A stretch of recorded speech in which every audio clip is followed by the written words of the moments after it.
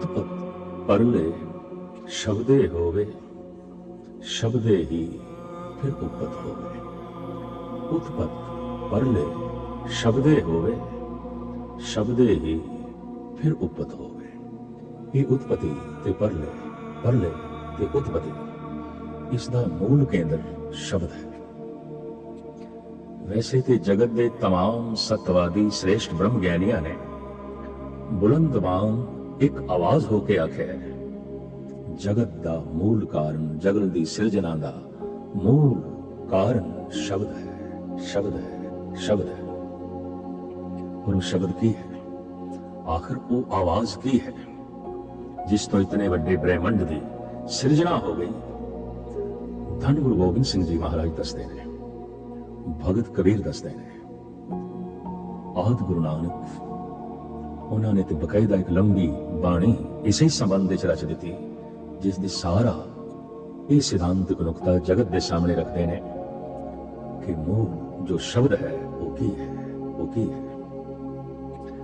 धन गुरु गोबिंद सिंह जी महाराज प्रमाण करते हैं, ओंकार आद कथने अनाद, ओंकार आद कथने अनाद।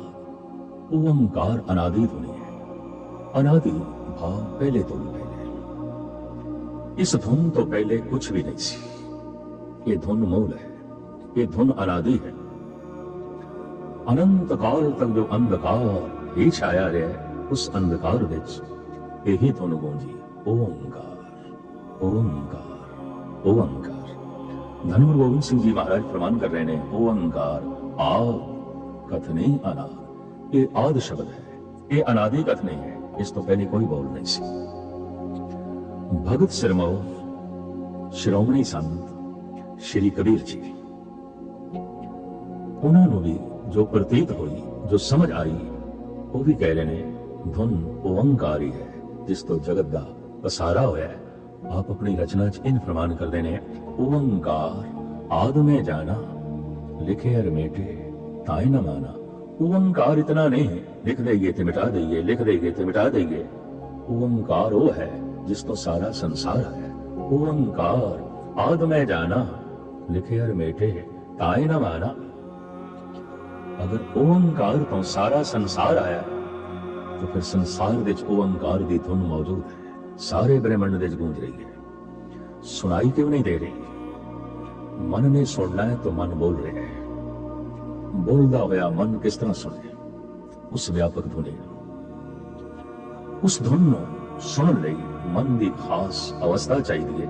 सारे धर्मां ने जो साधना बनाई है वो मन चुप करने वास्ते। जिस दिन मन चुप कर जाता है, जिस दिन मन मुनि हो जाता है, मौनी हो जाता है, उसे दिन ऋषि हो जाता है, वक्ता हो जाता है। उसे दिन उसकी जबान तो वो शब्द निकलता है जिस शब्द तो पहले संसार ब्रह्मंड उत्पन्न होया सी।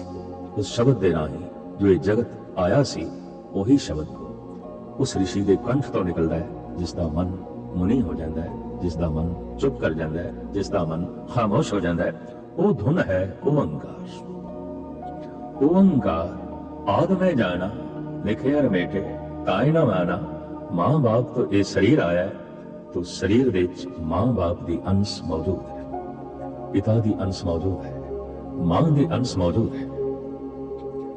अगर शब्द तो संसार आया है तो संसार विच शब्द मौजूद है। जैसे मनुख दी काया विच, सारी काया विच मां बाप दी अंश मौजूद है, समूह ब्रह्मंड विच शब्द मौजूद है, क्योंकि शब्द तो जगत आया है। धन गुरु गोबिंद सिंह जी महाराज प्रमाण करते हैं शब्द ओंकार है। भगत कबीर कहते हैं शब्द ओंकार है। धन गुरु नानक देव जी महाराज बुलंद बांग कहते हैं, किधरे शंका ना पैदा होवे, संदेह ना पैदा होवे, तो ओंकार दे नाल एक जोड़ के कहते हैं एक ओंकार, एक ओंकार। यही एक धुन है, दूजी धुन नहीं है जिस तो जगत होएगा, यही धुन है। और आपने बकायदा एक बाणी रची जो गुरु ग्रंथ साहब जी महाराज दे दर्ज है, जिसका सिरलेख है दकणी ओंकार, दकणी राम कली दकणी बाणी दा नाम ओंकार। पातशाह उस प्रमाण करते हैं, ओंकार ब्रह्मा उत्पत्त, ओंकार किया जनचित, ओंकार सैल जुग भय, ओंकार वेद निर्भय। उस ओंकार दी धुन तो ये जो पसारा चलिया और ਮਨੁੱਖ ਦੀ ਵਿਚਾਰਧਾਰਾ ਦੀ ਤਬਦੀਲੀ ਦੇ ਨਾਲ ਜੋ ਯੁੱਗ ਬਣੇ, ਇਸ ਸਮੇਂ ਦਾ ਪ੍ਰਵਾਹ ਇੱਥੇ ਆਇਆ, ਵਿਚਾਰਾਂ ਦਾ ਪ੍ਰਵਾਹ ਇੱਥੇ ਆਇਆ ਕਿ ਸਮੇਂ ਨੂੰ ਕਹਿਣਾ ਪਿਆ ਇਹ ਕਲਯੁਗ ਹੈ, ਕਲਯੁਗ ਹੈ, ਕਲਯੁਗ ਹੈ। ਔਰ ਫਿਰ ਕਲਯੁਗ ਦੇ ਵਿੱਚ ਆਏ ਅਵਤਾਰੀ ਪੁਰਸ਼ ਧੰਨ ਗੁਰੂ ਨਾਨਕ। ਗੁਰੂ ਨਾਨਕ ਨੇ ਮਨੁੱਖਤਾ ਤੇ ਨਿਗਾਹ ਮਾਰੀ। ਮਨੁੱਖ ਅਧੂਰਾ ਹੈ, ਅਧੂਰਾ ਹੈ, ਅਧੂਰਾ ਹੈ। ਔਰ ਪੂਰਨਤਾ ਦੀ ਤਲਾਸ਼ ਮਨੁੱਖ ਦੇ ਪ੍ਰਾਣਾਂ ਵਿੱਚ ਹੈ। ਮਨੁੱਖ ਬੇਚੈਨ ਹੈ, ਅਧੂਰਾ ਹੈ। ਪਰੇਸ਼ਾਨ ਹੋਣਾ ਇਹਦੇ ਅਧੂਰਾਪਣ ਦਾ ਸਬੂਤ ਹੈ। ਦੁਖੀ ਹੋਣਾ ਇਸ ਗੱਲ ਦਾ ਸਬੂਤ ਹੈ ਇਹ ਅਧੂਰਾ ਹੈ। ਪੂਰਾ ਆਨੰਦਿਤ ਹੁੰਦਾ ਹੈ, ਪੂਰਾ ਆਨੰਦਮਈ ਹੁੰਦਾ ਹੈ, ਪੂਰਾ ਪਰਮ ਪ੍ਰਸੰਨਚਿਤ ਹੁੰਦਾ ਹੈ, ਪੂਰਾ ਪਰਮਾਤਮਾ ਦਾ ਰੂਪ ਹੁੰਦਾ ਹੈ। ਪਰ ਮਨੁੱਖ ਤੇ ਅਧੂਰਾ ਹੈ ਔਰ ਇਸ ਦੇ ਅਧੂਰਾ ਹੋਣ ਦਾ ਇਹ ਸਬੂਤ ਹੈ ਦੁਖੀ ਹੈ, ਬੇਚੈਨ ਹੈ, ਪਰੇਸ਼ਾਨ ਹੈ। ਗੁਰੂ ਨਾਨਕ ਦੇਵ ਜੀ ਮਹਾਰਾਜ ਨੇ ਜਦ ਇਹ ਵਿਆਪਕ ਦ੍ਰਿਸ਼ਟੀ ਮਨੁੱਖਤਾ ਤੇ ਮਾਰੀ, ਆਪ ਨੂੰ ਮਨੁੱਖ ਅਧੂਰਾ ਦਿਖਾਈ ਦਿੱਤਾ ਹੈ। ਆਪ ਨੇ ਇਹ ਸੋਚਣਾ ਆਰੰਭ ਕਰ ਦਿੱਤਾ ਮਨੁੱਖ ਨੂੰ ਪੂਰਾ ਕਰਨਾ ਹੈ, ਪੂਰਾ ਕਰਨਾ ਹੈ, ਪੂਰਾ ਕਰਨਾ ਹੈ। ਪਰ ਮਨੁੱਖ ਪਹਿਲੇ ਕਬੂਲ ਕਰੇ ਮੈਂ ਅਧੂਰਾ, ਮੈਂ ਅਧੂਰਾ, ਮੈਂ ਅਧੂਰਾ। ਇੱਕ ਅਧੂਰੀ ਤਸਵੀਰ ਕਾਬਲੇ ਦੀਦ ਨਹੀਂ ਹੁੰਦੀ, ਇੱਕ ਅਧੂਰੀ ਸੰਗੀਤ ਦੀ ਧੁਨ ਕਾਬਲੇ ਸ਼ੁਨੀਦ ਨਹੀਂ ਹੁੰਦੀ, ਅਧੂਰਾ ਬਣਾ ਮਕਾਨ ਕਾਬਲੇ ਰਿਹਾਇਸ਼ ਨਹੀਂ ਹੁੰਦਾ, ਅੱਧੀ ਅਧੂਰੀ ਲਿਖੀ ਕਿਤਾਬ ਉਸ ਦੇ ਚ ਪੜਨ ਦਾ ਮਕਸਦ ਹੱਲ ਨਹੀਂ ਹੁੰਦਾ। ਅੱਧ ਕੱਚਾ ਪੱਕਾ ਬਣਿਆ ਭੋਜਨ, ਅਧੂਰਾ ਬਣਿਆ ਭੋਜਨ ਤ੍ਰਿਪਤੀ ਨਹੀਂ ਦੇਗਾ, ਰਸ ਨਹੀਂ ਦੇਗਾ, ਸਵਾਦ ਨਹੀਂ ਦੇਗਾ। ਦਰਅਸਲ ਜੋ ਅਧੂਰਾ ਹੈ ਉਹ ਕਾਬਲੇ ਇਸਤੇਮਾਲ ਨਹੀਂ, ਜੋ ਅਧੂਰਾ ਹੈ ਉਹ ਬਰਤਨ ਵਿੱਚ ਆ ਨਹੀਂ ਸਕਦਾ, ਜੋ ਅਧੂਰਾ ਹੈ ਉਸ ਨੂੰ ਅਸੀਂ ਪੂਰਨ ਤੌਰ ਤੇ ਇਸਤੇਮਾਲ ਨਹੀਂ ਕਰ ਸਕਦੇ। ਸਾਨੂੰ ਪੂਰੀ ਕਵਿਤਾ ਚਾਹੀਦੀ ਹੈ, ਪੂਰੀ ਸੰਗੀਤ ਦੀ ਧੁਨ ਚਾਹੀਦੀ ਹੈ, ਪੂਰਾ ਬਣਿਆ ਮਕਾਨ ਚਾਹੀਦਾ ਹੈ, ਪੂਰਾ ਬਣਿਆ ਭੋਜਨ ਚਾਹੀਦਾ ਹੈ। ਪਰਮਾਤਮਾ ਨੂੰ ਪੂਰਨ ਮਨੁੱਖ ਚਾਹੀਦਾ ਹੈ, ਅਧੂਰਾ ਪੂਰਾ ਮਨੁੱਖ। ਸਾਡੇ ਦੇਸ਼ ਵਿੱਚ ਸੰਤ ਨੂੰ, ਮਹੰਤ ਨੂੰ, ਮਹਾਂਪੁਰਸ਼ ਨੂੰ, ਬ੍ਰਹਮ ਗਿਆਨੀ ਨੂੰ ਕਹਿੰਦੇ ਨੇ ਪੂਰਨ ਪੁਰਖ, ਪੂਰਨ ਪੁਰਖ। ਉਹਨਾਂ ਤੋਂ ਬਿਨਾਂ ਸਭ ਅਧੂਰੇ ਮਨੁੱਖ, ਅਧੂਰੇ ਮਨੁੱਖ, ਅਧੂਰੇ ਮਨੁੱਖ। ਦੁਖੀ ਹੈ, ਅਧੂਰਾ ਹੈ, ਬੇਚੈਨ ਹੈ, ਅਧੂਰਾ ਹੈ, ਪਰੇਸ਼ਾਨ ਹੈ, ਅਧੂਰਾ ਹੈ, ਆਨੰਦਮਈ ਹੈ, ਪੂਰਾ ਹੈ, खुशहाल है, पूरा है, प्रसन्नचित है, पूरा है। अधूरा ते पूरे दी यही कसौटी है। और मनुख अपने आप ਨੂੰ कसवटी ਤੇ ਪਰਖ ਸਕਦਾ ਹੈ। मैं अधूरा के पूरा। अगर मेरे मन ਦੀ ਸੋਗ ਹੈ, चिंता है, संताप है, बेचैनी है, परेशानी है, भावे कोई पूर्ण पुरख आखे पर मैं ते अधूरा। करीबन करीबन मनुख अधूरा है, अधूरा है। इस वास्ते मनुखी जगत ਦੇ संताप ज्यादा है, दुख ज्यादा है। मनुख दुखी है, एक बहुत बड़ी सच्चाई है। एक दो मनुख दुखी नहीं, या एक दो कौम दुखी नहीं, सिर्फ एक परिवार ही दुखी नहीं, या एक मुल्क ही दुखी नहीं। गुरु नानक देव जी महाराज कहते हैं नानक दुखिया सब संसार, बाली रोवे नाय भतार, नानक दुखिया सब संसार। एक पूर्ण सच्चाई है, मुकम्मल सच्चाई है। जिथे परमात्मा व्यापक है, मनुखी दुनिया विच दुख भी व्यापक है। हाफिज शिराजी ते कहते हैं मनुख दी अखां तो इतना पानी वग चुके है, मनुख इतना रोया है, इतने हंजुआं नूं वगा चुके है, उहदे सामने 7 समुंदर भी थोड़े ने, कुछ नहीं है। अज तक अरबां खरबां साल तो जो मनुख रोया है और रो रहा है, रो रहा है, बहुत पानी वग चुके हैं, बहुत हंजू वग चुके हैं, बहुत दुख है, बहुत दुख है। पर 7 सागरां दा पानी जिस तो ज्यादा है मनुख दी अखां दा पानी, मनुख दे दुखां नूं नहीं धो सकेगा, मनुख दी बेचैनी नूं नहीं धो सकेगा, मनुख दी परेशानी नूं नहीं धो सकेगा। पहली सच्चाई है मनुख दुखी है। जिस मानुख पे करो बेनती सो अपने दुख भरिया। गुरु नानक देव जी महाराज कहते हैं किसी मनुख दे अगों जे मैं अपने दुखां दी गल करां, वो अपने दुखां नाल भरिया है। किस पे खोलो गंठड़ी दुखी भरा आया, मैं अपने दुखों की पणके दे अगों खोला, मैं खोलन बैठना अगला पहले खोल के रख देता। दुख है, दुख है, दुख है। और दुख व्यापक है। दुखी होना अधूरा होना है। शायद इस वास्ते प्रसन्न आनंदमयी संत नूं असीं कहा है ये पूर्ण पुरख है, पूर्ण पुरख है, पूर्ण पुरख है। पर यह अधूरा किस तरह पूरा होवे? पूरे नाल जुड़ के ही पूरा होगा, उंज नहीं होगा। तो पूरा कौन है? आदि पूरन, मध्य पूरन, अंत पूरन परमेश्वर। पूरन ते परमात्मा है, पूर्ण ते परमेश्वर है। उस पूर्ण नाल जुड़न दा वसीला पूरा प्रभ आराधया, पूरा जाका नाम नानक पूरा पाया, पूरे के गुण गाओ। पूरे दे गुण गांदियां गांदियां पूरे हो गए। परमात्मा दे गुणां नूं गाना परमात्मा दी खुशामद नहीं, दरअसल परमात्मा दे गुणां नूं गावना अपने आप नूं गुणवान बनाना है, अपने आप नूं महान बनाना है। किसी हुक्मरान दी महिमा गायन करन दे नाल मनुख हुक्मरान नहीं हो जाता, किसी धनवान दी महिमा गायन करन दे नाल मनुख धनवान नहीं हो जाता, पर भगवान दी महिमा गायन करने वाला भगवान ही होता है। भगवान दी महिमा गायन करने अपने आप नूं भगवान जैसा बनाना है, उहदे गुणां दा गायन करना अपने आप नूं गुणवान बनाना है। जे सारा जगत परमात्मा दे गुणां दा उच्चारण करे तो परमात्मा कोई वड्डा नहीं हो जाता, ते जे ना करे तो छोटा भी नहीं हो जाता। जे सब मिल के आखण पाए वड़ा ना होवे घाट ना जाए।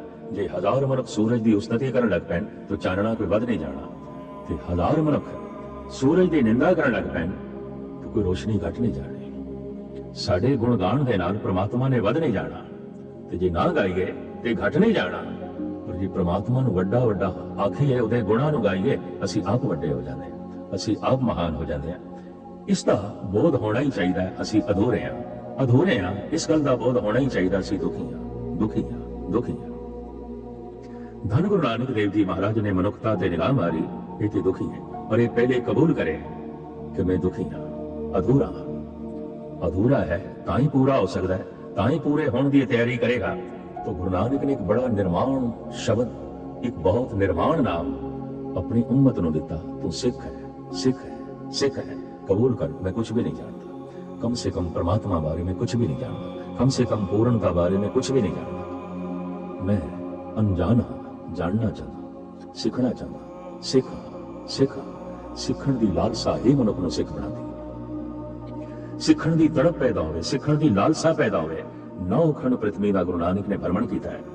गुरु नानक भारत के तीर्थां ते गए, दसण लई अधूरे हो तुसीं, अधूरे हो। बड़े बड़े मठां विच गए, मज़ारां ते गए, खानकाहां विच गए, और फिर अफगानिस्तान, ईरान, सारे अरब देशां च गए। जिहड़ी सदा उन्होंने बुलंद की थी बनारस विच, हरिद्वार विच, वही सदा बुलंद की थी खाना काबा मक्के मदीने विच। बर्मा, तिब्बत, भूटान, लंका, बौद्ध मठां विच आपने बुलंद वांग कहा, नानक दुखिया सब संसार दुखी हो तुसी, दुखी हो तुसी, अधूरे हो, अधूरे हो, अधूरे हो। मनुख नूं ये बोध हो जाए कि मैं अधूरा हां, और मनुख के अंदर ये लालसा पैदा हो जाए कि मैं पूर्ण होना। बस यही गुरु नानक के भ्रमण का मकसद सी, यही उन्होंने समझाने का मकसद सी। 9 खंड पृथ्वी विच वो भ्रमण करते रहे, यही समझाते रहे, ताकि मनुख कबूल कर लवे मैं अधूरा हां, मैं दुखी हां, और मैं पूरा किस तरह होना है मैं सीखना चाहता, मैं सीखना चाहता, मैं सीखना चाहता। इस कोशिश नूं मतवातर जारी रखने लई गुरु नानक नूं 10 जामे धारण करने पे। ये जो तड़प सी, ये जो उमंग सी, ये जो तरंग सी, ये जो जो है समझाण दी, सिखाण दी लालसा सी, ये जो सूझ सी, समझ सी, गुरु नानक ने सारी दी सारी उंडेल दी भाई लहणे दे अंदर, जो धन गुरु अंगद देव जी महाराज कहलाए।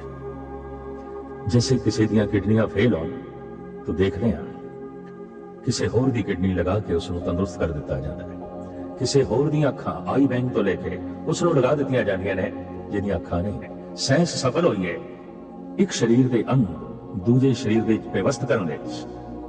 धर्म काफी समय तो सफल रहा है कि जो जोत, जो फिलसफा, जो ज्ञान, जो रब्बी नूर, जो रब्बी चानना अंदर है किसी होर विच उंडेल दईए, अधिकारी नूं देख के किसी होर दे अंदर पा दईए।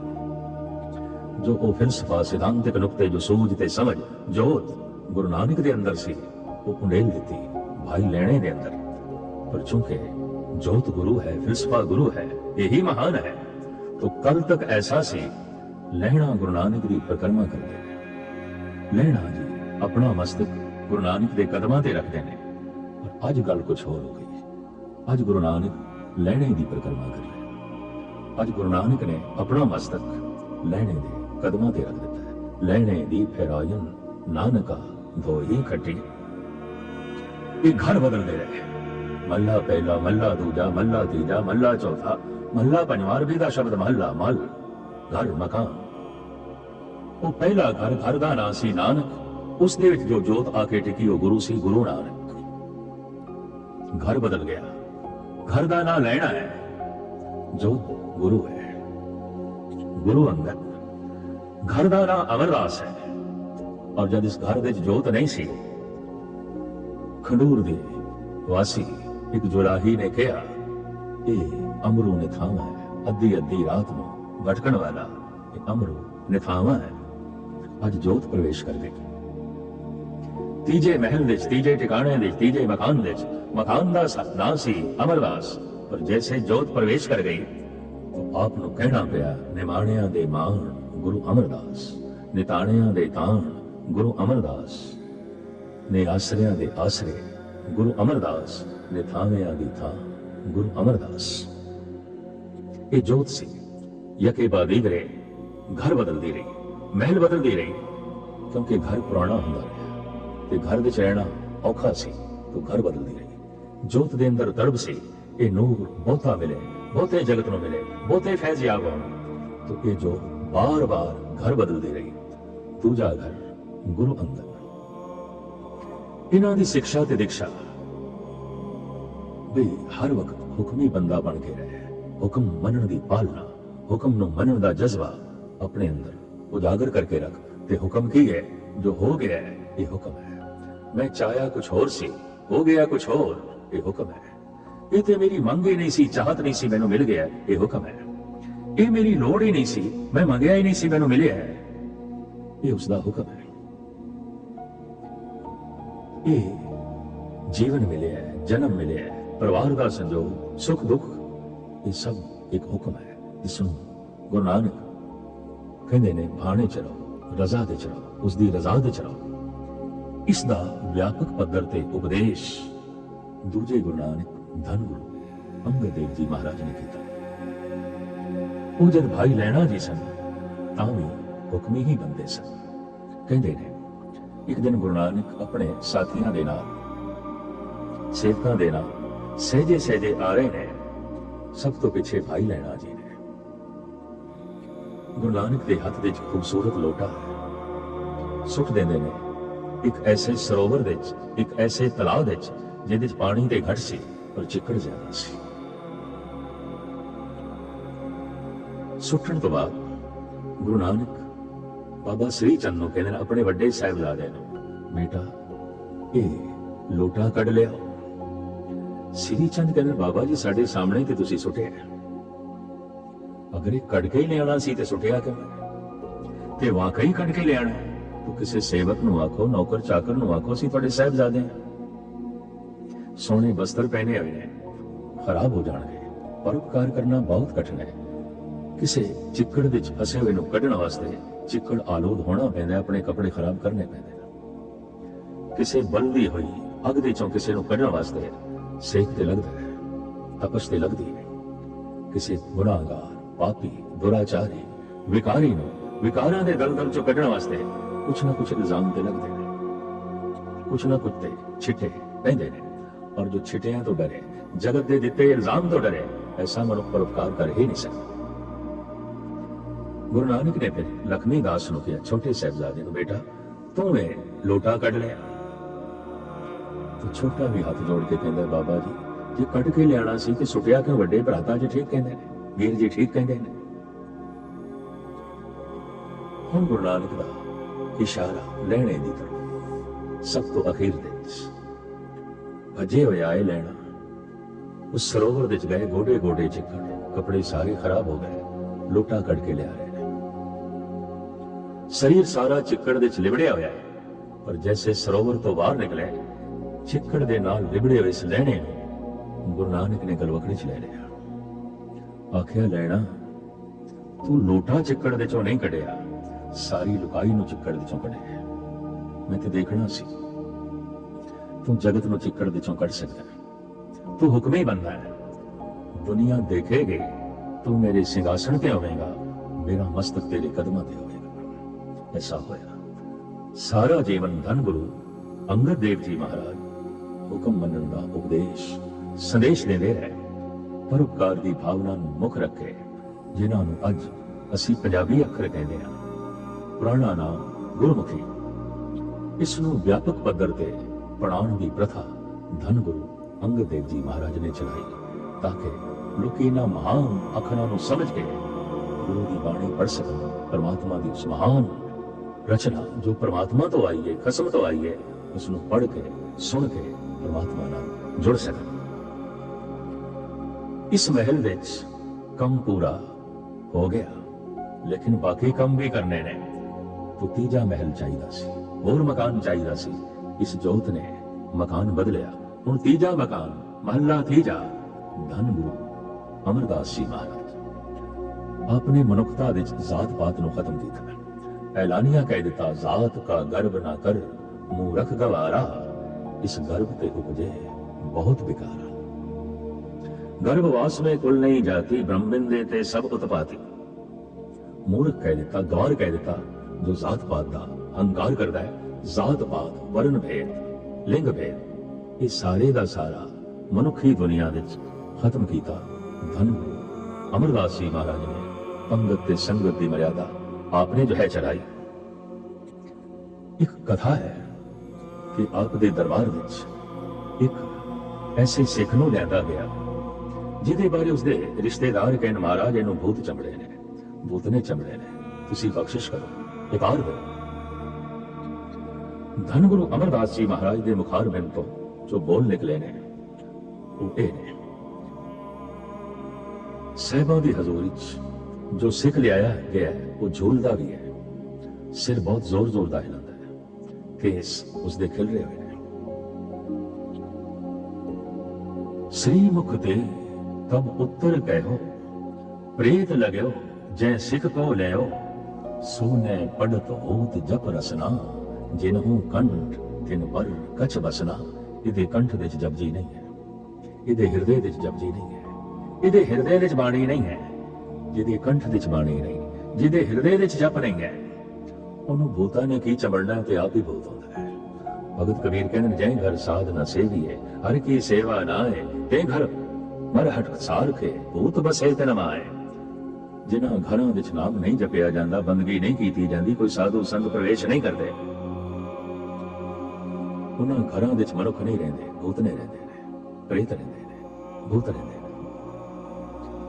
इस वहम नूं, इस डरावने ख्याल नूं धन गुरु अमरदास जी महाराज ने अपने वाकां दे राहीं कढ़ दिता, और उस मरीज की रसना तो जैसे जैसे वाहिगुरु वाहिगुरु निकले, मानसिक रोग उसका ठीक हो गया, प्रेत पिशाच एक पासे हो गए। धन गुरु अमरदास जी महाराज ने पर्दे की प्रथा नूं भी हटाया, वर्ण भेद नूं भी मिटाया, जात पात नूं भी जो है एक पासे कीता। राणा रंग बराबरी की प्रथा चलाई। आप दे दीदार लई जब मुगले आजम अकबर आया है, चौकीदार ने आके बेनती की थी, हिंदुस्तान के महाबली वक़्त के सम्राट मुगले आजम अकबर आए ने आप दे दीदार लई। साहब कहने लगे, पहले ही पंगत पाछे संगत, पहले पंगत पाछे संगत। अकबर नूं कह दो, पहले पंगत विच बैठे लंगर छके, फिर संगत विच आके दर्शन मिले, प्रभु दे वचन सुने। पंगत विच बैठ के जब लंगर का प्रसाद अकबर ने छके है, इस मुगल सम्राट ने ऐलानी आखे, जिंदगी च ऐसा स्वाद किसी भोजन का मैं अज तक नहीं माणिया। भावें मेरे दस्तरखान ते हर रोज सैकड़े तरह के पकवान पए होंदे सन, पर ये तो कोई अजीबो गरीब रस है, ये तो कोई अगम्य स्वाद है। भावना नाल बनाया होया लंगर, दसां नावां दी किरत नाल चलदा होया लंगर, श्रद्धा दे नाल बनाया गया लंगर, उहदे च अपना रब्बी स्वाद सी। मुतासर होया अकबर, कहने लगा, महाराज मैं कुछ जगीर दे देना, 8-10 पिंड दे देना, जमीना दी आमदन नाल ये लंगर चले। साहब कहने लगे, फिर जिहड़ा स्वाद तू माणिया वो नहीं होएगा, ये 10 नावां दी किरत नाल चलेगा, ये संगतां दे दिते हुए दसवंध नाल चलेगा, ये शहनशाहां दी तिजोरी नाल नहीं चलेगा। कबूल नहीं कीता, प्रवान नहीं कीता। और उदों दा चलदा होया ये लंगर इतना बरकतां भरिया, इतना बरकतां भरिया ਅੱਜ ਜਿੱਥੇ ਗੁਰਦੁਆਰਾ ਹੈ, ਲੰਗਰ ਹੈ, ਯਾਤਰੀ ਨੂੰ ਰਹਿਣ ਲਈ ਆਰਾਮ ਮਿਲਦਾ ਹੈ, ਭੁੱਖੇ ਨੂੰ ਭੋਜਨ ਮਿਲਦਾ ਹੈ, ਗੁਰੂ ਨਾਨਕ ਦੀ ਮਹਿਮਾ ਸਾਰੀ ਦੁਨੀਆ 'ਚ ਇਹ ਪਸਰੀ ਹੋਈ ਦਿਖਾਈ ਦਿੰਦੀ ਹੈ। ਯਕੇ ਬਾਅਦ ਏਕਰੇ ਇਸ ਜੋਤ ਨੂੰ ਅੱਜ ਚੌਥਾ ਮਕਾਨ ਬਦਲਣਾ ਪਿਆ ਔਰ ਇਸ ਚੌਥੇ ਮਕਾਨ ਦਾ ਨਾਮ ਸੀ ਰਾਮਦਾਸ। ਰਾਮਦਾਸ ਜੋ ਬਾਅਦ ਵਿੱਚ ਕਹਿਲਾਏ ਧੰਨ ਗੁਰੂ ਰਾਮਦਾਸ, ਚੌਥੇ ਗੁਰੂ ਨਾਨਕ, ਧੰਨ ਗੁਰੂ ਰਾਮਦਾਸ। ਆਪ ਦੀ ਕਲਪਨਾ ਮਹਾਨ ਹੈ। ਆਪਨੇ ਅੰਮ੍ਰਿਤ ਸਰੋਵਰ ਬਣਾਉਣ ਦੀ ਕਲਪਨਾ ਕੀਤੀ ਤਾਂ ਮੇਰੀ ਕੰਮ ਵੀ ਕਰ ਲਿਆ। ਆਪ ਦਾ ਇਹ ਜਜ਼ਬਾ ਕੋਈ ਭਲਾ ਕਹੋ ਭਾਵੇਂ ਬੁਰਾ ਕਹੋ, ਹਮ ਤਨ ਦਿਓ ਹੈ ਡਾਰ। ਹਰ ਵਕਤ ਆਪਣੇ ਆਪ ਨੂੰ ਨਿਛਾਵਰ ਕਰਨ ਦੀ ਬਿਰਤੀ ਬਣਾਓ। ਕੋਈ ਬੁਰਾ ਕਹਿੰਦਾ ਹੈ ਕਵੇ ਪਿਆ, ਕੋਈ ਭਲਾ ਕਹਿੰਦਾ ਹੈ ਕਵੇ ਪਿਆ। ਕਿਸੇ ਦੇ ਬੁਰਾ ਆਖਣ ਨਾਲ ਜੇ ਮੈਂ ਬੁਰਾ ਤੇ ਜੇ ਕਿਸੇ ਦੇ ਭਲਾ ਆਖਣ ਨਾਲ ਮੈਂ ਭਲਾ ਹਾਂ ਤਾਂ ਫਿਰ ਇਹ ਮੇਰੀ ਬਾਗਡੋਰ ਤੇ ਕਿਸੇ ਦੂਸਰੇ ਦੇ ਹੱਥ 'ਚ ਹੈ। ਉਹ ਸਵਿਚ ਆਨ ਆਫ ਕਰੇਗਾ, ਮੈਂ ਦੁਖੀ ਹੋ ਜਾਵਾਂਗਾ, ਮੈਂ ਖੁਸ਼ ਹੋ ਜਾਵਾਂਗਾ। ਮੈਨੂੰ ਭਲਾ ਭਲਾ ਆਖੇਗਾ, ਮੈਂ ਪ੍ਰਸੰਨ ਹੋ ਜਾਵਾਂਗਾ। ਮੈਨੂੰ ਬੁਰਾ ਬੁਰਾ ਆਖੇਗਾ, ਮੈਂ ਦੁਖੀ ਹੋ ਜਾਵਾਂਗਾ। ਇਹ ਤੇ ਮੇਰੀ ਡੋਰ ਦੂਸਰਿਆਂ ਦੇ ਹੱਥ 'ਚ। ਧੰਨ ਗੁਰੂ ਰਾਮਦਾਸ ਜੀ ਮਹਾਰਾਜ ਕਹਿੰਦੇ ਨਹੀਂ, ਕੋਈ ਭਲਾ ਕਹੋ ਭਾਵੇਂ ਬੁਰਾ ਕਹੋ, ਹਮ ਤਾਂ ਨਦੀਓ ਹੈ ਡਾ। ਆਪਨੇ ਨਗਰੀ ਵਸਾਈ, ਉਸ ਵਕਤ ਨਾਮ ਪਿਆ ਰਾਮਦਾਸਪੁਰ। ਆਲੇ ਦੁਆਲੇ ਕਿਰਤੀਆਂ ਨੂੰ ਇਕੱਠਾ ਕੀਤਾ, ਵੱਖ-ਵੱਖ ਬਾਜ਼ਾਰ ਅੱਜ ਅਸੀਂ ਅੰਮ੍ਰਿਤਸਰ ਵਿੱਚ ਦੇਖ ਸਕਦੇ ਹਾਂ। ਕੋਈ ਮੋਚੀਆਂ ਦਾ ਬਾਜ਼ਾਰ, ਕੋਈ ਬਾਜ਼ਾਰ ਪਾਪੜਾ, ਕੋਈ ਲੋਨ ਮੰਡੀ। ਵੱਖ-ਵੱਖ ਇਹ ਬਾਜ਼ਾਰ, ਇਹ ਕਿਰਤੀ ਬੰਦੇ ਧੰਨ ਗੁਰੂ ਰਾਮਦਾਸ ਜੀ ਮਹਾਰਾਜ ਨੇ ਥਾਂ ਥਾਂ ਤੋਂ ਬੁਲਾ ਕੇ ਇਸ ਨਗਰ ਨੂੰ ਵਸਾਇਆ ਤਾਂ ਕਿ ਕਿਰਤ ਵੀ ਚੱਲਦੀ ਰਹੇ, ਕੀਰਤੀ ਵੀ ਚੱਲਦੀ ਰਹੇ। ਤਨ ਦੀ ਪਾਲਣਾ ਲਈ ਕਿਰਤ ਚੱਲਦੀ ਰਹੇ, ਮਨ ਦੇ ਆਨੰਦ ਲਈ ਪ੍ਰਭੂ ਦੀ ਕੀਰਤੀ ਚੱਲਦੀ ਰਹੇ। ਇਸ ਤਰ੍ਹਾਂ ਇੱਕ ਸਿੱਖ ਜਗਤ ਦਾ ਕੇਂਦਰੀ ਅਸਥਾਨ ਮਹਾਨ ਅੰਮ੍ਰਿਤ ਸਰੋਵਰ ਸਾਰੇ ਸੰਸਾਰ ਨੂੰ ਆਪ ਦੀ ਦੇਣ ਹੈ, ਆਪ ਦੀ ਬਖਸ਼ਿਸ਼ ਹੈ। ਪਰ ਕੰਮ ਬਹੁਤ ਲੰਬੇ ਨੇ, ਬਹੁਤ ਲੰਬੇ ਨੇ, ਬਹੁਤ ਲੰਬੇ ਨੇ। ਸਮਾਂ ਬਹੁਤ ਲੰਬਾ ਚਾਹੀਦਾ ਹੈ, ਬਹੁਤ ਲੰਬਾ ਚਾਹੀਦਾ ਹੈ। ਸਰੀਰ ਦੀ ਅਵਧੀ ਸੀਮਤ ਹੈ, ਸੀਮਤ ਹੈ, ਸੀਮਤ ਹੈ। ਤੋ ਜੋਤ ਪੰਜਵੇਂ ਘਰ ਦੇ ਚਾਈ ਔਰ ਇਸ ਪੰਜਵੇਂ ਘਰ ਦਾ ਨਾਮ ਹੈ ਧੰਨ ਗੁਰੂ ਅਰਜਨ ਦੇਵ ਜੀ ਮਹਾਰਾਜ। ਆਪ ਦੇ ਬਾਰੇ ਇਹ ਧੰਨ ਗੁਰੂ ਅਮਰਦਾਸ ਜੀ ਮਹਾਰਾਜ ਦੇ ਬੋਲ ਸਨ ਜਦੋਂ ਛੋਟੇ ਸਨ, ਜਦੋਂ ਮਾਸੂਮ ਬੱਚੇ ਸਨ, 2 ਸਾਲ ਦੇ ਸਨ। ਗੋਬਿੰਦਵਾਲ ਵਿੱਚ ਧੰਨ ਗੁਰੂ ਅਮਰਦਾਸ ਜੀ ਮਹਾਰਾਜ ਦੇ ਸਿੰਘਾਸਨ ਤੇ ਚੜ੍ਹਨ ਦੀ ਕੋਸ਼ਿਸ਼ ਪੈ ਕਰਦੇ ਸਨ। ਦੂਰੋਂ ਭੱਜੇ ਹੋਏ ਆਏ ਮਾਤਾ ਭਾਨੀ ਜੀ, ਉਹਨਾਂ ਨੇ ਚੁੱਕ ਲਿਆ, ਆਖਿਆ ਨਹੀਂ ਇਹ ਗੁਰੂ ਦਾ ਸਿੰਘਾਸਨ ਹੈ, ਇਸ ਤੇ ਨਹੀਂ ਚੜ੍ਹੀਦਾ, ਇਸ ਤੇ ਨਹੀਂ ਬੈਠੀਦਾ। ਆ ਗਏ ਗੁਰੂ ਅਮਰਦਾਸ ਜੀ, ਉਹਨਾਂ ਨੇ ਇੱਕਦਮ ਭਾਨੀ ਜੀ ਦੀ ਗੋਦ ਦੇ ਚੋਂ ਬਾਲਕ ਗੁਰੂ ਅਰਜਨ ਦੇਵ ਜੀ ਨੂੰ ਲੈ ਕੇ ਸਿੰਘਾਸਨ ਤੇ ਬਿਠਾ ਦਿੱਤਾ। ਆਖਿਆ ਦੋਹਤਾ ਬਾਣੀ ਕਾ ਬੋਹਤਾ, ਇਥੇ ਬਾਣੀ ਦਾ ਜਹਾਜ਼ ਹੈ, ਇਹਦੇ ਬੋਲਾਂ ਦੇ ਆਸਰੇ ਤੇ ਜਗਤ ਸੰਸਾਰ ਤੋਂ ਪਾਰ ਹੋਵੇਗਾ। ਇਹ ਨਹੀਂ ਬੈਠੇਗਾ ਤਾਂ ਹੋਰ ਕੌਣ ਬੈਠੇਗਾ?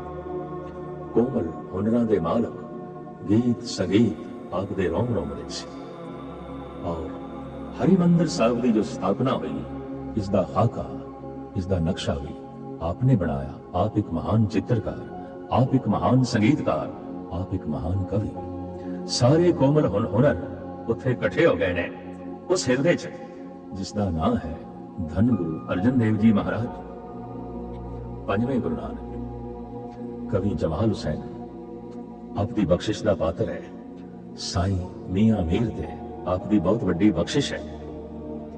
भाई गुरदास हर वक्त आप तो फैजाब होंदे ने और बाबा बुढ़ा हर वक्त आपकी अरदली च रहते हैं। आपने तरन तारन साहब एक दूसरे तीरथ की सिरजना करके जगत नूं ओह तीरथ दिता है जिथे तन दे रोग दूर होंदे ने, मन दे कलेश दूर होंदे ने। इशनान करके तन स्वस्थ होंदा है, संगत विच बैठ के हरि जस सुन के मन नूं आनंद मिलता है, मन नूं जो है रस मिलता है। यह आपकी महान देन तीरथ तरन तारन। फिर पहले पातशाह तो लेके और अपने तक धन गुरु अर्जन देव जी महाराज तक सारी पातशाहियां की जो बाणी से उदी बकायदा इकत्रता करके धन गुरु ग्रंथ साहब जी महाराज की संपादना भी आपने की थी। एक बहुत बड़ा ग्रंथ जिस गुरु नानक की बाणी ते है, पर गुरु नानक ने जो भगतां की बाणी इकट्ठी की थी देश देशांतरां दा भ्रमण करके रटन करके ਜਿਹੜੇ ਜਿਹੜੇ भगत ਜਿਹੜੇ ਜਿਹੜੇ संत जिन्हां दे अंदरों परमात्मा बोलिया ते ਜਿਹੜੇ बोल गुरु नानक नाल तालमेल खा गए, वो गुरु नानक ने संग्रह कीते, खुद लिख लए। उन्हां सारे शब्दां दी उन्हां सारियां बाणियां दी इकत्रता करके धन गुरु ग्रंथ साहिब जी महाराज की संपादना गुरु अर्जन देव जी महाराज ने की थी, जिस दिन दरबार साहिब विच प्रकाश किया है, ताबिया ते बिठाया है बाबे बुढ़े नूं और अरदरी विच संगत विच बैठे ने आप। उस दिन जो संगतां नूं उपदेश ते संदेश दिता है, इंज कह लो दरबार साहिब विच पहली कथा हुई जो स्वयं गुरु अर्जन देव जी महाराज ने की थी। उस तो बाद उत्थे कीर्तन की परंपरा है, कथा बार गुरुद्वारा मंजी साहिब दे चौंदी है। गुरु अर्जन देव जी महाराज स्वयं उत्थे रोज आप कथा करते सन, भाई गुरदास जी कथा करते सन। उस दिन जो संदेश ते उपदेश देता है वो ये है कि सतगुरु के शरीर है जो सब थान समय सब ना दर्श है। मेरा जो शरीर है ये दर्शन सारी थावां ते नहीं हो सकते, नहीं हो सकते। ये अज है ते कल नहीं, जो अज है ते कल नहीं ते सारी थां ते नहीं, उस शरीर नूं गुरु ना समझो। गुरु एक जोत है, गुरु एक फिलसफा है, गुरु सिद्धांतिक नुक्ते ने, गुरु ज्ञान है। सतगुरु के शरीर है जो सब थान समय सब नाम दर्श है। ग्रंथ हृदा गुरु को एहो जानो उत्तम है सब काल रहे। गुरु ग्रंथ नु गुरु दी आत्मा जानो, गुरु ग्रंथ नु गुरु दी चेतना जानो। ये उत्तम ने, ये हर समय ने और हर जगह ने। आज सारी दुनिया गुरु ग्रंथ साहिब का प्रकाश है और शब्द ब्रह्मंड विच व्यापक है। वो शब्द ओंकार जो ब्रह्मंड विच व्यापक है, इस तरीके नाल गुरु व्यापक है। गुरु मेरे संग सदा है नाले। जो सदा संग नहीं वो प्रभु नहीं है, जो सदा संग नहीं वो गुरु नहीं है। प्रकाश के रूप विच परमात्मा परमात्मा है, शब्द के रूप विच गुरु गुरु है। और जो प्रकाश के रूप विच परमात्मा है वही शब्द के रूप विच गुरु है, और जो शब्द के रूप विच गुरु है वही प्रकाश के रूप विच परमात्मा है। ये चानना बख्शदे है पंजवें गुरु नानक धन गुरु अर्जन देव जी महाराज। बदकिस्मती कि आदि काल तो सत ते सता दा घोल रहा है। सता सत नाल सहमत नहीं होंदी रही और सत सता दे झूठे पकड़ नूं कबूल नहीं करता रहा। वक्त दे सताधारी उस वक्त दे हुक्मरान ने इस वक्त दी महान अजीम हस्ती नूं शहीद कीता। तत्ती तवी ते बिठा के, उबलदी देग विच बिठा के, गरम गरम रेता सीस दे जहर पा के, इस तरह शरीर करके ते आप तत्तां विच लीन होए, जोत करके आप विराजमान हो गए। धन गुरु हरगोबिंद साहिब जी महाराज के अंदर छेवें पातशाह धन गुरु हरगोबिंद साहिब जी महाराज, धन गुरु हरगोबिंद साहिब जी महाराज। धन गुरु अर्जन देव जी महाराज की शहादत नूं किधरे कमजोरी ना समझ लिया जाए, बुजदिली ना समझ लिया जाए, कायरता ना समझ लिया जाए। तो छेवें गुरु नानक धन गुरु हरगोबिंद साहिब जी महाराज ने क्रांति का रूप धारण कर लिया। गुरु अर्जन देव जी महाराज की शांति नूं किधरे कायरता ना समझिया जाए, छेवें पातशाह गुरु हरगोबिंद साहिब जी महाराज ने क्रांति का रूप धारण कर लिया। और जब शांति विचों क्रांति निकलती है वो तामीरी होती है, उसारू होती है, सही होती है। और जिस क्रांति की बुनियाद शांति ते नहीं खड़ी वो विध्वंसक होती है, तबाहकारी होती है, बर्बादियां नूं जन्म देती है, तबाहियां नूं जन्म देती है।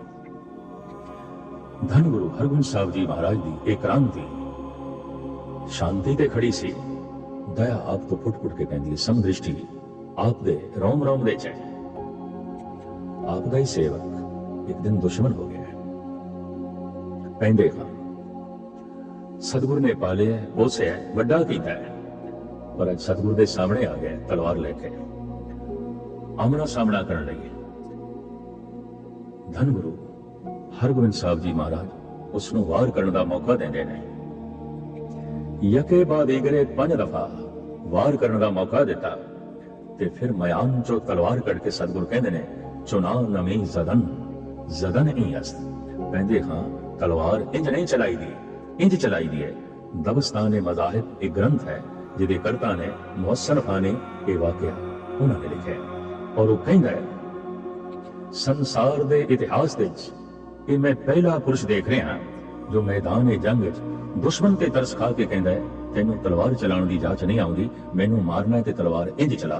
कहता है इक्को ही शख्स मिलता है, इक्को ही मूर्ति मिलती है, इक्को ही मनुख मिलता है जिसका नाम है धन गुरु हरगोबिंद साहब जी महाराज।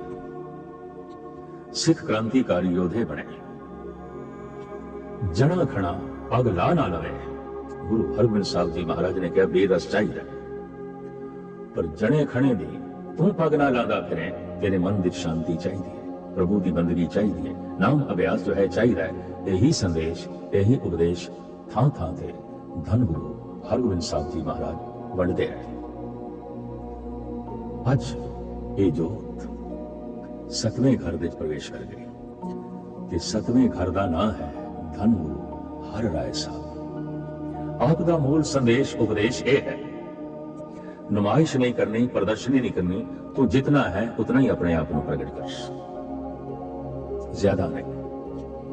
जो तू नहीं है वो ना प्रकट कर, और जो तू है वो छुपाना। मनुख की अद्धी शक्ति, अद्धा जीवन जो ये है उसनों छुपाने ते लग जाता है। मनुख की अद्धी शक्ति, अद्धा जीवन जो ये नहीं है उसनों प्रगट करने विच लग जाता है। सारी जिंदगी अकालत चली जाती है, बर्बाद चली जाती है।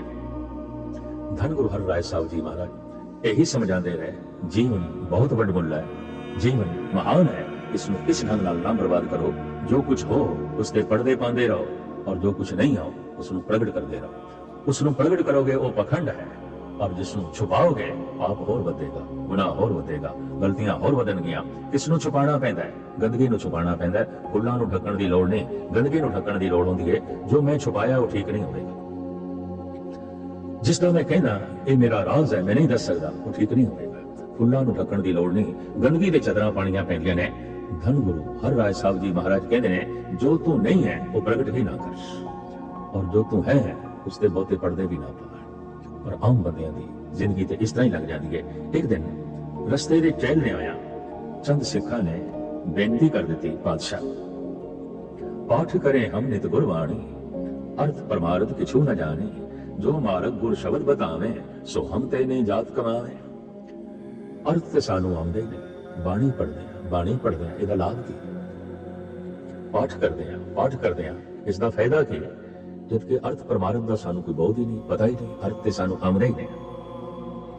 पातशाह का चरण एक ऐसी ठीकरी नाल टकरा गया जो पहले मिट्टी का भांडा सी जिस विच घिओ पिया सी, पर टूट के ठीकरियां बाहर पईयां सन। एक टुकड़ा चुक के समझाने ने रही चिकनता ठीकर माई, त्यों रहे मानी मन माई। जिवें किसी समय घिओ रखिया गया सी, अज नहीं, पर थिंदियाई ते है ना।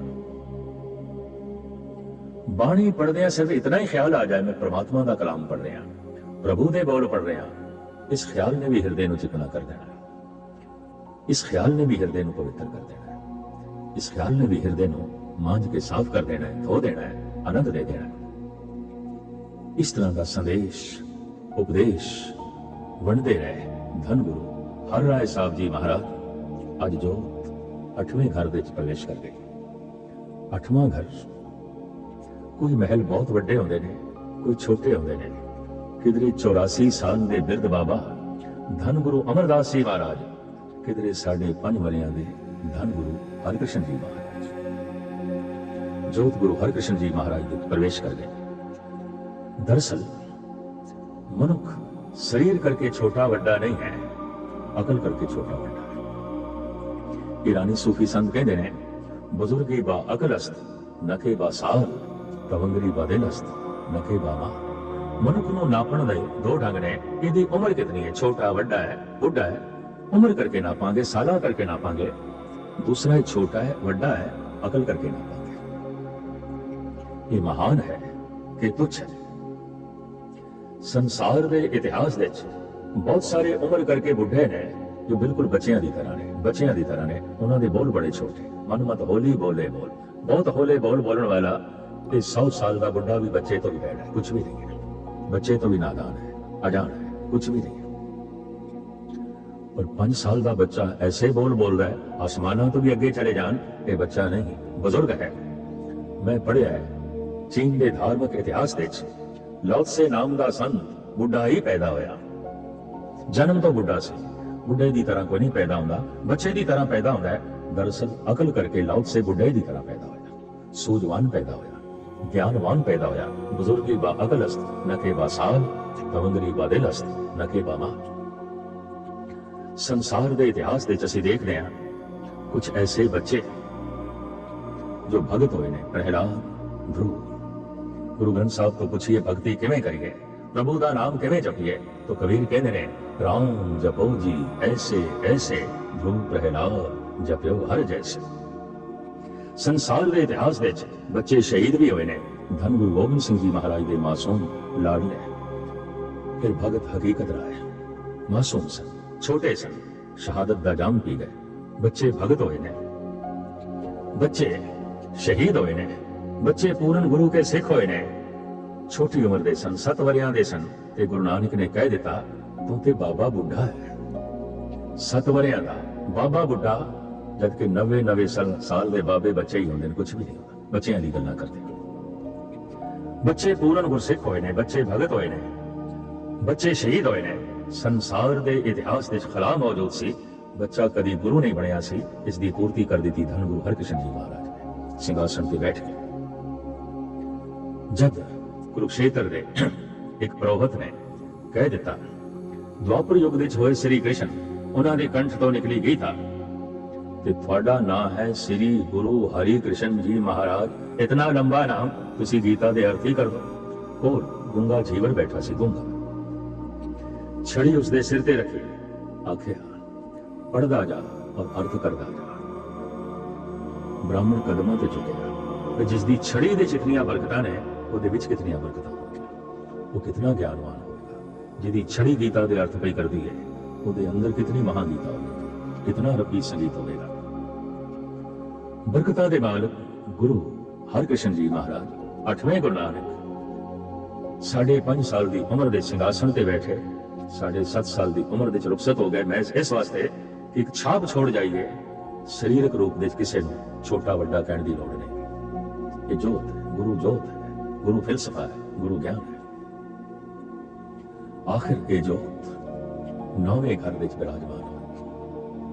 इस 9वें घर का नाम सी धन गुरु तेग बहादुर। तेग दे धनी ने, पर त्याग दी मूर्ति ने, वैराग दी मूर्ति ने। कितना वैराग है। 26 साल भोरे विच रहे, दुनिया तो बेनियाज हो गए, बेखबर हो गए, हर तरह के रस तो बेखबर हो गए, महारस विच डुबे रहे। जगत को कुछ भी पता नहीं, भोरे च बैठे ने, गुमनाम ने।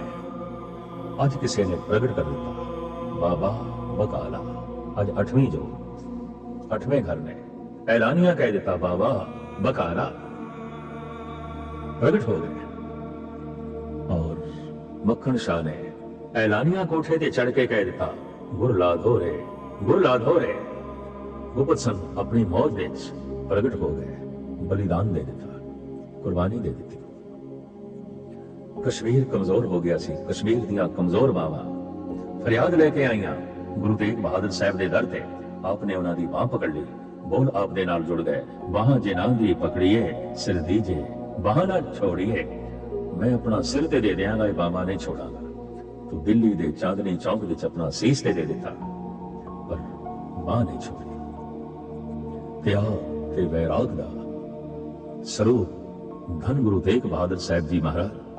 नामी जोत जगत नूं सिखांदी रही, वैराग नहीं तो त्याग किथे, बिरहा रब्बी नहीं तो ऐसे मनुख दे विकारां दा त्याग किथे। बाणे सोहणे ढंग नाल यह उपदेश आसाम बंगाल तक धन गुरु तेग बहादुर साहब जी महाराज ने पहुंचाया। आखिर गुरु नानक ने आज अपना 10वां जामा, 10वां घर चुनिया। इस 10वें घर का नाम सी धन गुरु गोबिंद सिंह, जो पटने विच प्रगट होए, बिहार की भूमि विच प्रगट होए, पंजाब की भूमि विच तामीरी काम कीते, ज्योति जोत समाए महाराष्ट्र के शहर नांदेड़ विच। आप दी देन इस 10वीं जोत ने जगत की झोली विच जो सिद्धांतिक नुकते पाए वो महान ने, महान ने। जगत ने तो इतना ही जाने है, वो तलवार दे धनी सन, पर गुरु गोबिंद सिंह जी महाराज कहते तलवार चुकना मेरी मजबूरी है, मेरी खुशी नहीं। आप कहते ने बला चार गी दरम्या आमदम बतदबीरो तीरो तो बंद आमदम। लाचार होके मैं तलवार चुकी है, मजबूर होके मैं तलवार चुकी है। क्यों? चुकारस हवा हील ते दर गुयस्त हलालस्त बुरदम व शमशीर दस्त। ज्ञान नाल विचार नाल हथ जोड़ के हलेमी नाल जद जालिम अपने कदम ना रोके तो तलवार नाल उसदे कदमां नूं रोकना मैं अपना धर्म समझदा, मैं अपना ईमान समझदा। ये देन धन गुरु गोबिंद सिंह जी महाराज दी सदियां तो ये देश गुलाम रहा।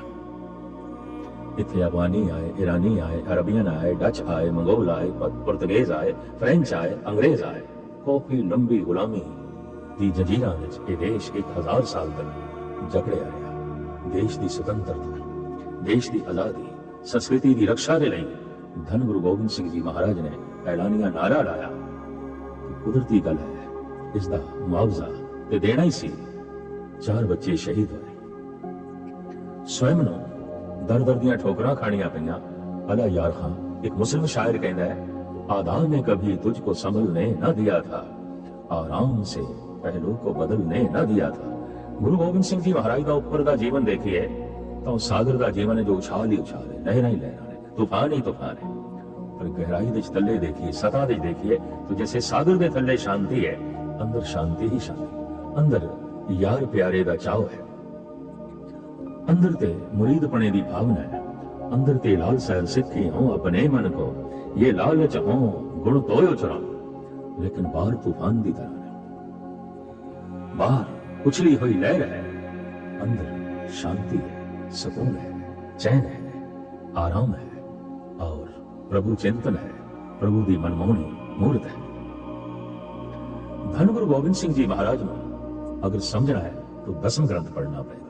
कृष्णा अवतार, रामा अवतार, उन्होंने महान साहित्यिक रचनावां ने, विचित्र नाटक उन्होंने अपनी जीवन कथा है। जाप साहब दे अनंत स्वरूप धन अकाल पुरख दे गुरु गोबिंद सिंह जी महाराज ने बयान किए हैं।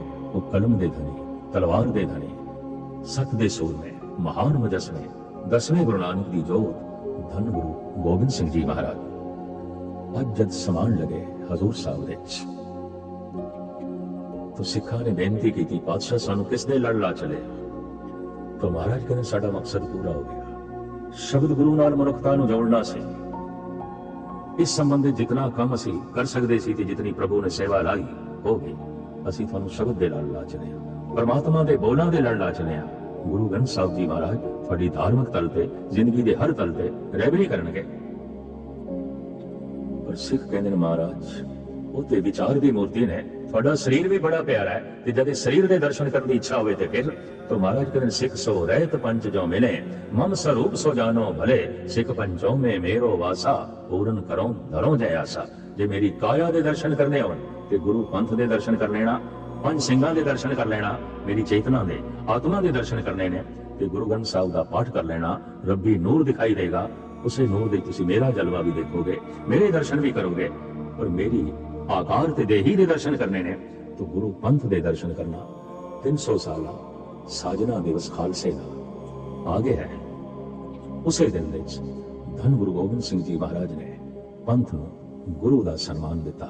आखिया पंथ गुरु है, गुरु पंथ है, पंथ गुरु है। धन गुरु गोबिंद सिंह जी की ये महान देन, ये महान बख्शिश। ओंकार दी धुन तो जो पसारा चलिया, ओंकार दी धुन का प्रचार करदियां धन गुरु ग्रंथ साहब विच लीन होया, साक्षात रूप विच सानू अज प्राप्त है।